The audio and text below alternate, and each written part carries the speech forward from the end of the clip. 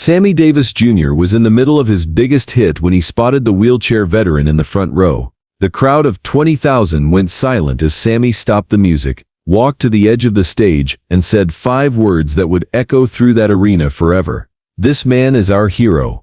It was October 12, 1971, at the Sands Hotel in Las Vegas, and Sammy Davis Jr. was delivering what many would later call the performance of his lifetime. The Copa Room was packed beyond capacity with 20,000 fans who had come to see the legendary entertainer at the height of his powers, but none of them knew they were about to witness something far more important than entertainment. They were about to see what true respect looked like. The evening had started like any other Sammy Davis Jr. show.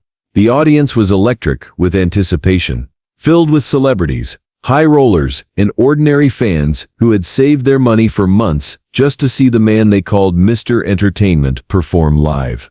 Sammy had already delivered an hour of his signature blend of singing, dancing, impressions, and instrumental mastery that left audiences breathless.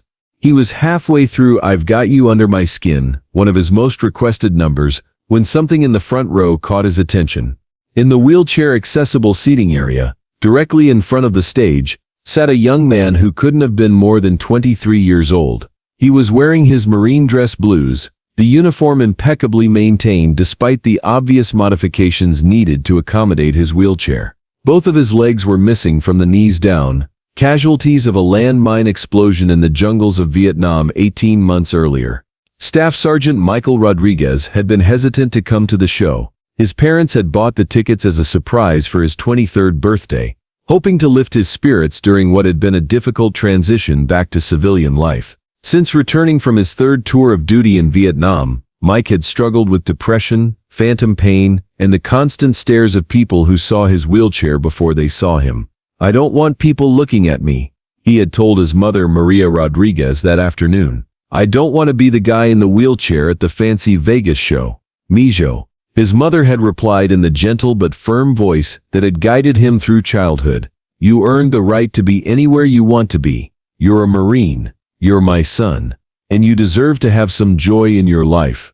So Mike had put on his dress blues, the uniform he'd worn with such pride before the explosion, the uniform that now served as both armor and reminder of who he used to be. His father, Roberto, had driven them to the Sands Hotel, and they'd made their way to the specially designated seating area near the front of the stage.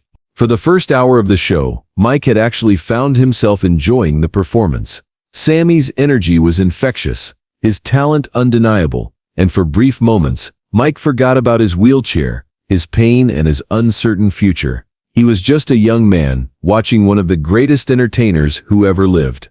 But as the show progressed, Mike became aware of the subtle looks from other audience members.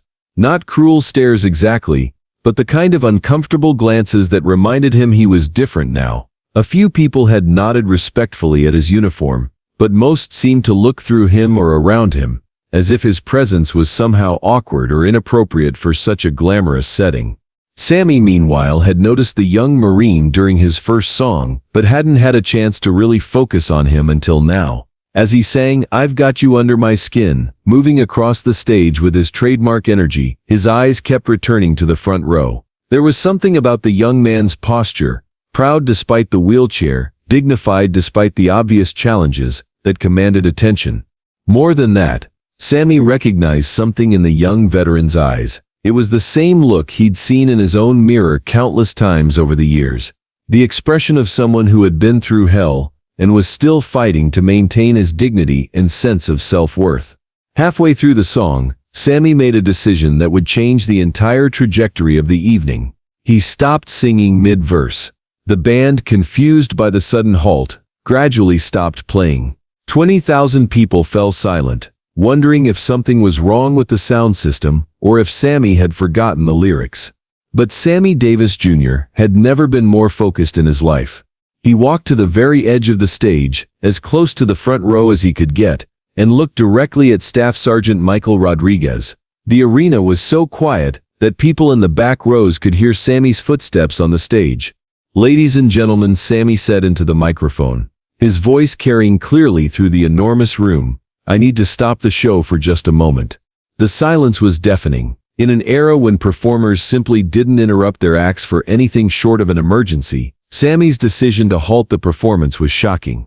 "We have someone very special with us tonight," Sammy continued, never taking his eyes off the young Marine. "In the front row we have a United States Marine who has served our country with honor and courage." Mike Rodriguez felt his face flush with a mixture of embarrassment and pride. Every eye in the arena was now on him, but Sammy wasn't finished. "This young man," Sammy said, his voice growing stronger and more emotional, "has sacrificed more for our freedom than most of us can even imagine. He has faced dangers that would terrify most people, and he has paid a price that none of us should ever have to pay." The audience was completely riveted now. This wasn't part of any show they'd ever seen. This was real, raw, and unprecedented.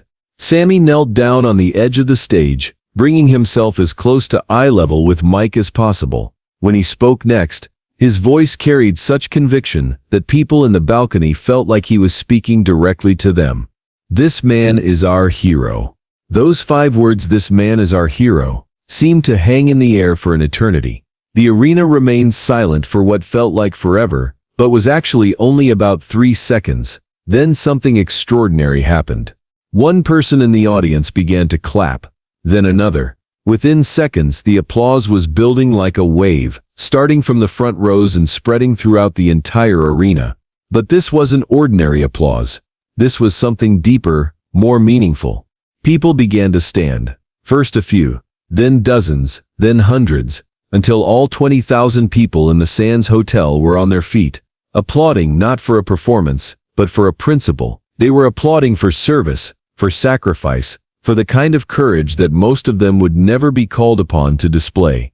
Mike Rodriguez sat in his wheelchair, overwhelmed by the response. Tears were streaming down his face. Not tears of embarrassment or pity, but tears of recognition and respect. For the first time since his injury, he felt seen not as a victim or a problem, but as a hero. But Sammy wasn't finished. He stood up from his kneeling position and addressed the crowd again. "I want everyone in this room to understand something," he said, his voice carrying over the continuing applause. "Freedom isn't free. The reason we can all be here tonight, enjoying music and laughter and good times, is because young men like this Marine have been willing to pay the price for our freedom." The applause grew even louder. People were crying now, not just Mike and his parents, but audience members throughout the arena who were suddenly confronted with the reality of sacrifice and service. "Some people come back from war with visible wounds," Sammy continued. "Others come back with wounds we can't see, but all of them, every single one of them, deserves our gratitude, our respect, and our support." Now Sammy did something that no one expected. He walked down the steps at the side of the stage and approached Mike's wheelchair directly. The spotlight followed him as he knelt beside the young Marine. "What's your name, son?" Sammy asked, loud enough for his microphone to pick up. "Staff Sergeant Michael Rodriguez, United States Marine Corps," Mike replied, his voice strong despite his tears. "Well, Staff Sergeant Michael Rodriguez," Sammy said, "I want you to know that it is an honor to perform for you tonight, and I want you to know that everyone in this room is proud of your service."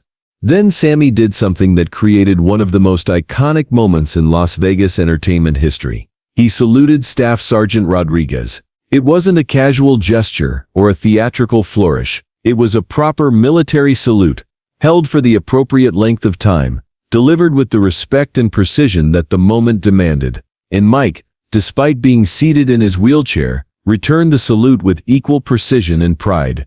The applause that followed that exchange lasted for 8 full minutes. 8 minutes of 20,000 people expressing their gratitude, their respect, and their recognition of what military service means. 8 minutes that transformed what had started as an entertainment venue into something approaching a sacred space. When the applause finally died down, Sammy remained beside Mike's wheelchair for a few more moments.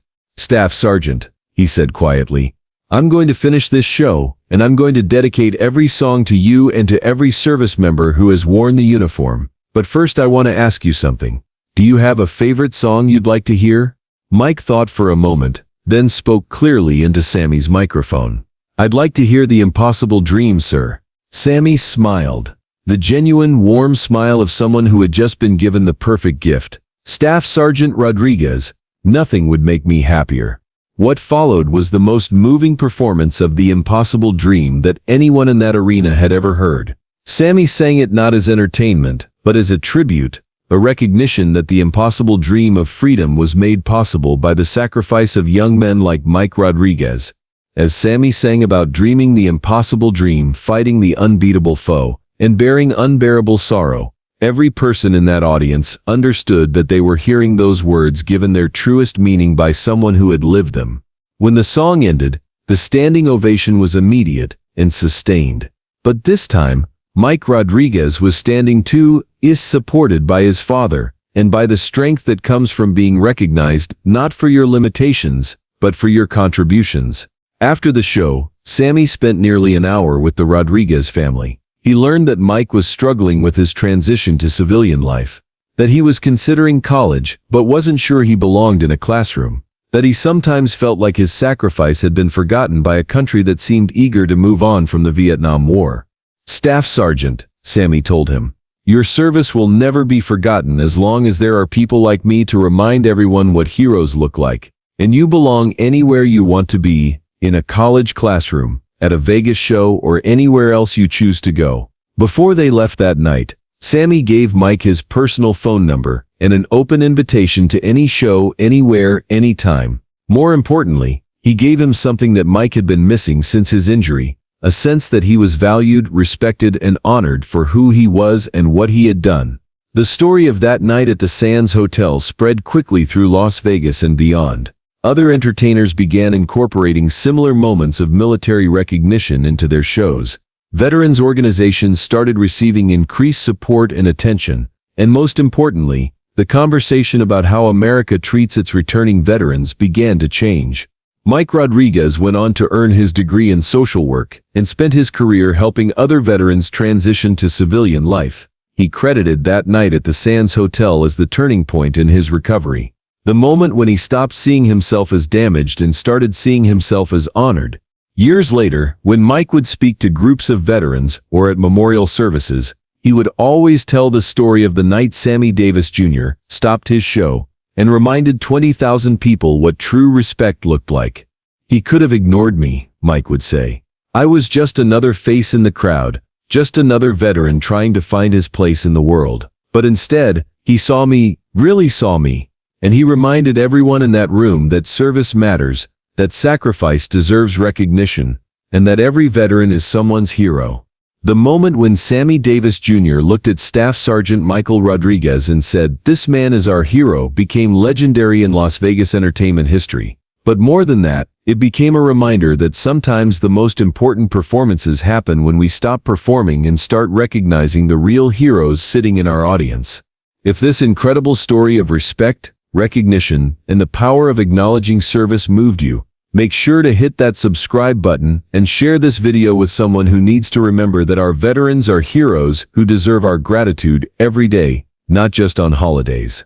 Have you ever witnessed or been part of a moment when someone was recognized for their service or sacrifice? Let us know in the comments, and don't forget to ring that notification bell for more amazing stories about the times when entertainment reminded us of what really matters.